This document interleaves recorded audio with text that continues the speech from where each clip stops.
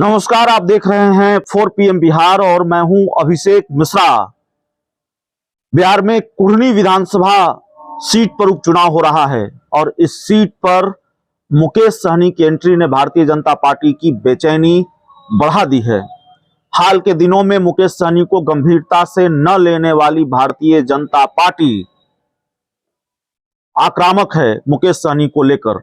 और बिहार में जो बंगला पॉलिटिक्स हो रही है, बंगले पर जो विवाद चल रहा है, सरकारी बंगले को लेकर जो विवाद चल रहा है, उसमें बीजेपी ने मुकेश सहनी को भी घसीटा और इसके बाद मुकेश सहनी आक्रामक हो गए। हालांकि मुकेश सहनी ने अपने हमले के लिए, भारतीय जनता पार्टी पर हमले के लिए उन शब्दों का इस्तेमाल किया जिसको कहीं से ठीक नहीं कहा जा सकता। मुकेश सहनी की जुबान फिसल गई, विवादित बयान दे बैठे हैं। मुकेश सहनी ने भारतीय जनता पार्टी के प्रदेश अध्यक्ष को गुंडा तक कह दिया है, सड़क छाप गुंडा बता दिया है बीजेपी के प्रदेश अध्यक्ष डॉक्टर संजय जायसवाल को। मामला यह है कि बिहार में बंगले को लेकर विवाद चल रहा है। बिहार के दो पूर्व उप मुख्यमंत्रियों तारकिशोर प्रसाद और रेणु देवी, दोनों को बंगला खाली करने का नोटिस मिला है और इस नोटिस के साथ साथ इस नोटिस में इस बात का भी जिक्र है कि 30 गुना से अधिक का जुर्माना देना है। रेणु देवी ने कहा है कि चूंकि वो महिला हैं, अति पिछड़ा समाज से आती, इसलिए उनको प्रताड़ित किया जा रहा है। दूसरी तरफ सुशील मोदी ने बदले की भावना से कार्रवाई करने का आरोप सरकार पर लगाया है। सुशील मोदी भी बिहार के पूर्व डिप्टी सीएम हैं। भारतीय जनता पार्टी ने मुकेश सहनी को भी घसीटा। मुकेश सहनी एमएलसी भी नहीं है, मुकेश सहनी मंत्री भी नहीं है, लेकिन बतौर मंत्री उनको जो बंगला अलॉट हुआ था, उस बंगले में अब भी वो रह रहे हैं। इस पर सवाल उठाया है भारतीय जनता पार्टी ने। और जब भारतीय जनता पार्टी ने सवाल उठाया तो मुकेश सहनी आक्रामक हो गए, पलटवार के लिए सामने आए और मुकेश सहनी ने भारतीय जनता पार्टी के प्रदेश अध्यक्ष डॉक्टर संजय जायसवाल को सड़क छाप गुंडा बता दिया है।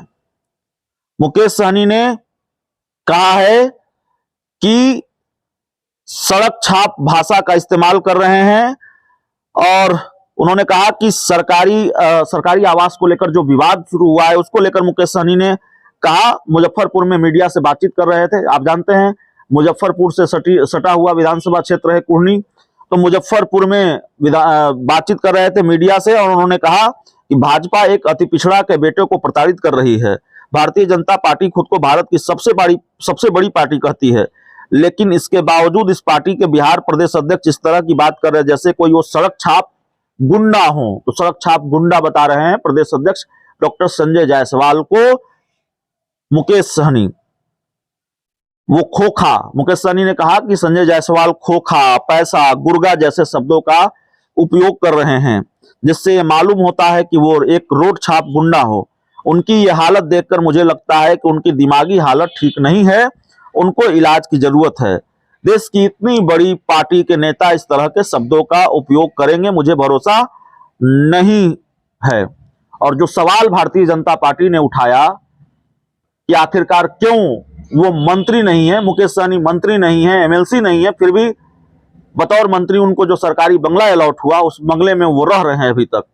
मुकेश सहनी ने कहा है कि ये सरकार को सोचना है कि मुझसे बंगला क्यों नहीं खाली करवाया जा रहा है।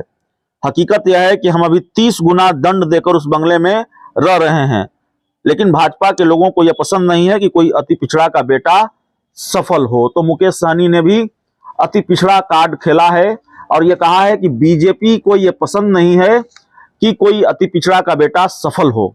इसके साथ ही मुकेश सहनी ने यह सफाई भी दी है, इसको क्लियर किया है कि क्यों वो इस बंगले में रह रहे हैं और किस कीमत पर रह रहे हैं। उन्होंने कहा 30 गुना दंड वो चुका रहे हैं और तब इस बंगले में रह रहे हैं।